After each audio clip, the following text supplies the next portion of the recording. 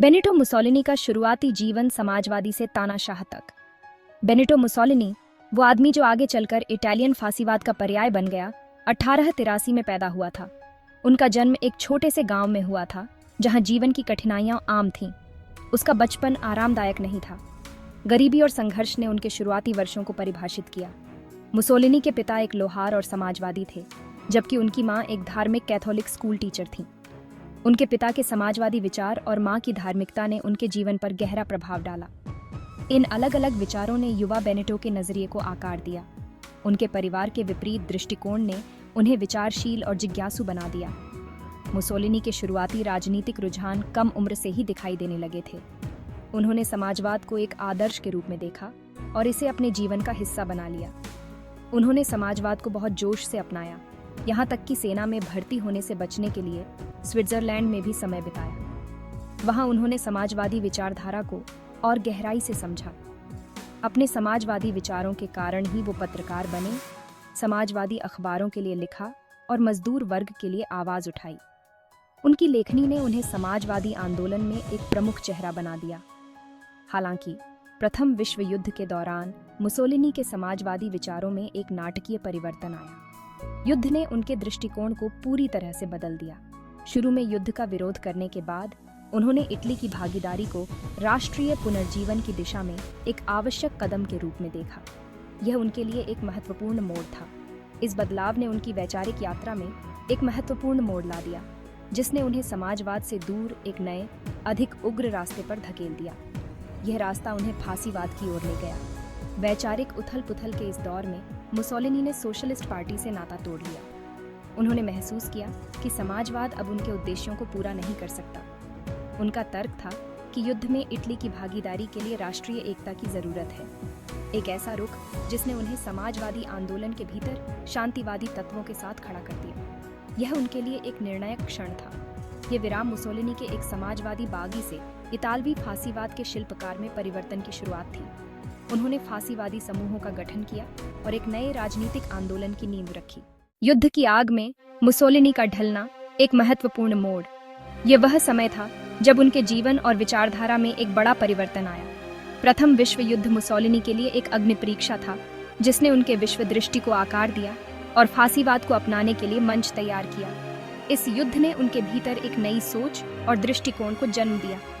युद्ध के दौरान मुसोलिनी ने इतालवी सेना में सेवा की और युद्ध की क्रूरता को प्रत्यक्ष रूप से अनुभव किया।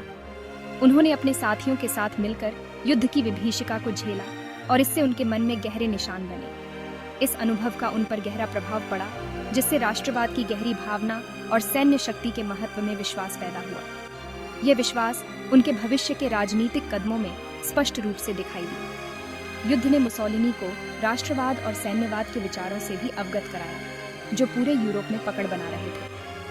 इन विचारों ने उनके राजनीतिक दृष्टिकोण को और भी मजबूत किया। उन्होंने देखा कि जनता को एकजुट करने और राजनीतिक लक्ष्यों को प्राप्त करने के लिए इन विचारधाराओं का उपयोग कैसे किया जा सकता है। यह अवलोकन उनके लिए एक महत्वपूर्ण सीख साबित हुआ। यह अवलोकन इटली में फांसीवादी शासन स्थापित करने के उनके बाद के प्रयासों में महत्वपूर्ण साबित होगा।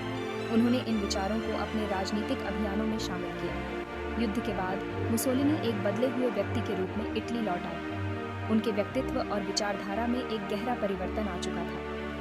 वह अब अपनी युवावस्था का उत्साही समाजवादी नहीं था। उनके विचार और प्राथमिकताएं पूरी तरह से बदल चुकी थीं।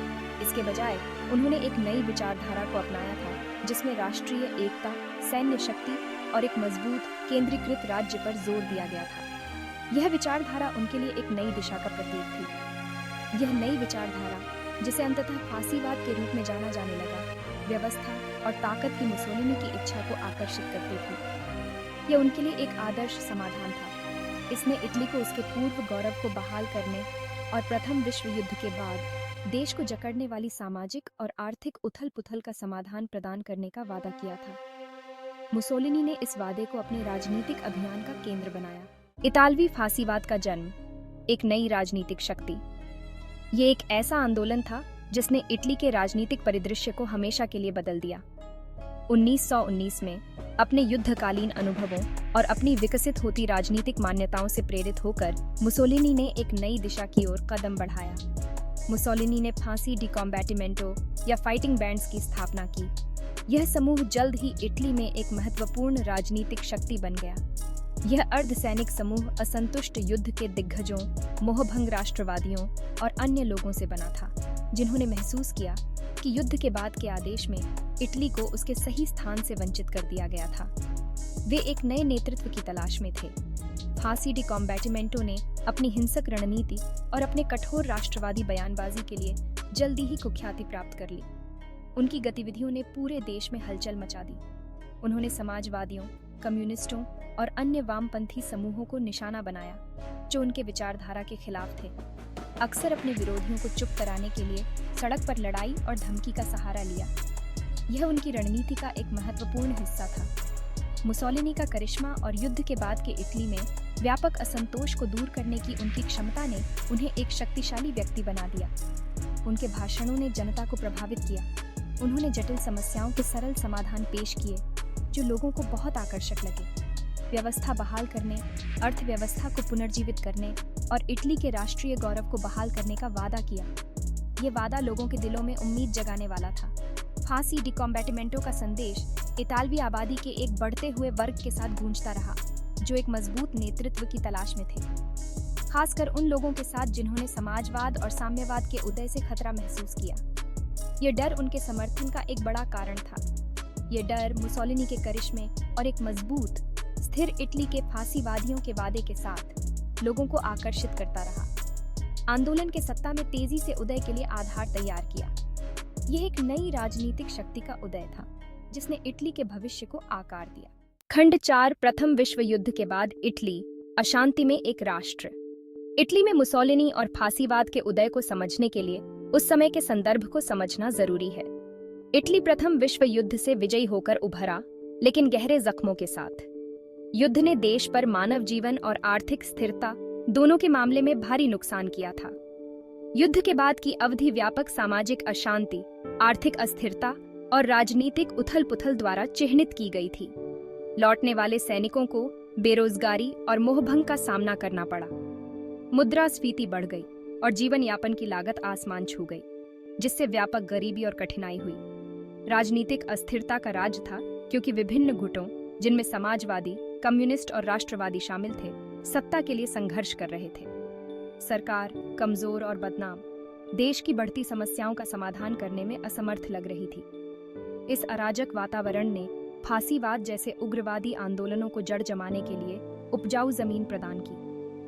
लोग समाधान के लिए बेताब थे और व्यवस्था, स्थिरता और राष्ट्रीय कायाकल्प के मुसोलिनी के वादे सामान्य स्थिति और दिशा की भावना के लिए तरस रही आबादी के साथ गहराई से गूंजते थे। खंड 5। मुसोलिनी का उदय हाशिए से मुख्य धारा तक। व्यापक असंतोष और सरकार की कमजोरी का फायदा उठाते हुए मुसोलिनी ने 1921 में फांसी डी कॉम्बैटिमेंटो को राष्ट्रीय फांसीवादी पार्टी में बदल दिया। यह एक महत्वपूर्ण मोड़ था, जो आंदोलन के एक मामूली समूह से राजनीतिक सत्ता के लिए एक गंभीर दावेदार के रूप में परिवर्तन का संकेत देता है। फांसीवादी पार्टी ने साम्यवाद के डर का फायदा उठाया, खुद को व्यवस्था बहाल करने और इटली को बोल्शेविक क्रांति से बचाने में सक्षम एकमात्र ताकत के रूप में चित्रित किया। उनका संदेश मध्यम वर्ग, जमींदारों और उद्योगपतियों के साथ गूंजता रहा, जो समाजवादी आंदोलन की बढ़ती ताकत से डरते थे। मुसोलिनी ने अपने संदेश को फैलाने और अपने विरोधियों को बदनाम करने के लिए मीडिया का कुशलतापूर्वक इस्तेमाल किया। उन्होंने खुद को एक मजबूत नेता के रूप में प्रस्तुत किया, जो इटली को उसके पूर्व गौरव को बहाल करने में सक्षम था। उनके करिश्मे और जनता से जुड़ने की क्षमता ने उनके उदय को और हवा दी। धमकी, प्रचार और राजनीतिक पैंतरेबाजी के एक संयोजन के माध्यम से मुसोलिनी की फांसीवादी पार्टी ने तेजी से जमीन हासिल की, संसद में सीटें जीती और धीरे धीरे अपने शक्ति आधार को मजबूत किया। मुसोलिनी के नाटकीय ढंग से सत्ता पर कब्जा करने का मंच तैयार था।